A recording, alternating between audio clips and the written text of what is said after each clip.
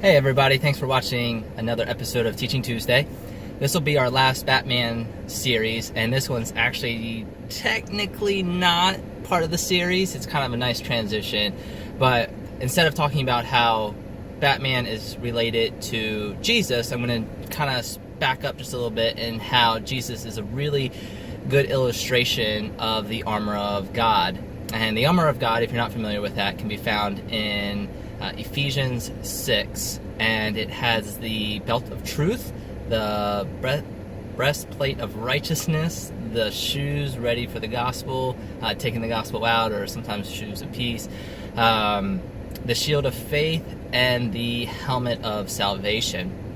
And these are things that Christians should put on themselves every day, because what the Bible tells us is that there's a battle raging on around us. I believe every moment of our life, but it's one that we can't see. And so there's things that we can do to help prepare us for the battle that we engage in, because I believe that the enemy, also known as Satan, is waging war against us. Whether you're a Christian, he's trying to pull you away from God, or as a non-believer, I think he continues. Really, it's the same tactic either way, but just putting diversions in our path to try to distract us from God.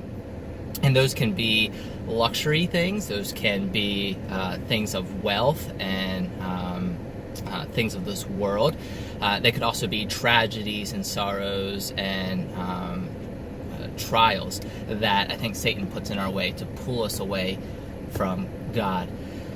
And so what the Bible does is through Paul, the Holy Spirit tells us some ways that we can prepare for that. And it's putting on the armor. And it's really cool because this was a way that Paul was able to use his surroundings. There was a lot of Roman soldiers at that time.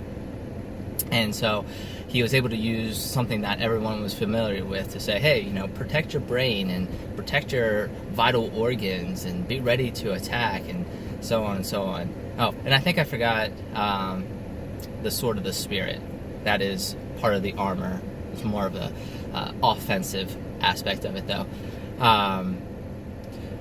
However, we don't have Roman soldiers walking around anymore. We do have military soldiers, and thank you for your service. If you are watching and you serve in the military, thank you so much for that. But I think something that a lot of people can relate to is superheroes. Superheroes are dominating the movie world, the TV world, media, just across toys, you name it, TV shows. There's superheroes everywhere. And if you are watching this before, well, probably just today, the day I post this, tomorrow is Free Comic Book Day.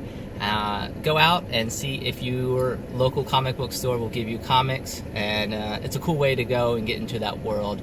And if you're interested in that, it's May 5th. So if you're watching this after May 5th, sorry, maybe next year, okay?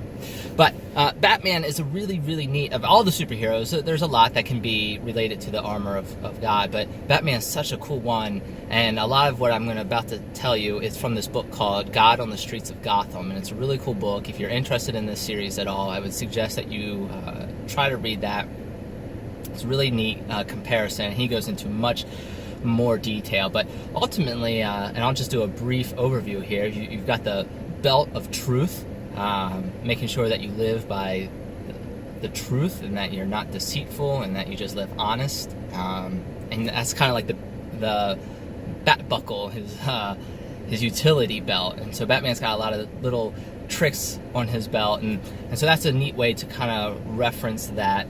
The breastplate of righteousness, you have Batman with his symbol, his logo right across the chest, and the neat thing about that is in Batman's world, he did that so that was the most heavily armored piece of his suit. And so in the old series, it's a bright yellow symbol that he has on his chest, and that was to draw the attraction of his enemies so that they would shoot that area and would be the most heavily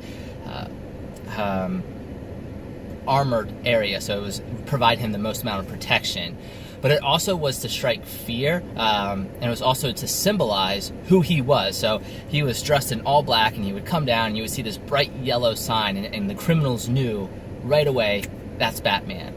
And I love that aspect of it, because the breastplate of righteousness, I mean, that should be when we interact with people and when we engage with the world around us. I mean, what if that was the thing that shone brightest, was our righteousness and our integrity, where we could do things not appropriate when people aren't looking, but regardless, we still live righteously, whether we're being watched or not. And so I encourage you to chew on that one a little bit. That's probably my favorite connection there. You have the shoes of the gospel, ready to take that gospel wherever, whenever. Batman's got these nice boots, stomping doors down, kicking criminals if they need to be, whatever. Strong, tough, no matter what the obstacle is, Batman's boots get them through and through. And then you have the shield of faith. Now, Batman doesn't really have a shield per se, but he does have his cape, and he can use his cape to protect him from fire, from gas, from all sorts of different things. And that really helps him through.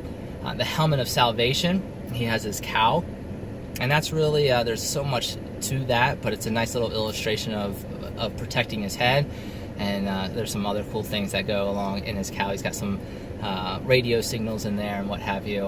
And then the sword of the Spirit. Now again, Batman doesn't really use a weapon like a sword, but he does have these little batarangs that he can throw, and they do all sorts of different things. They can have a little rope attached and catch people, but that's beside the point.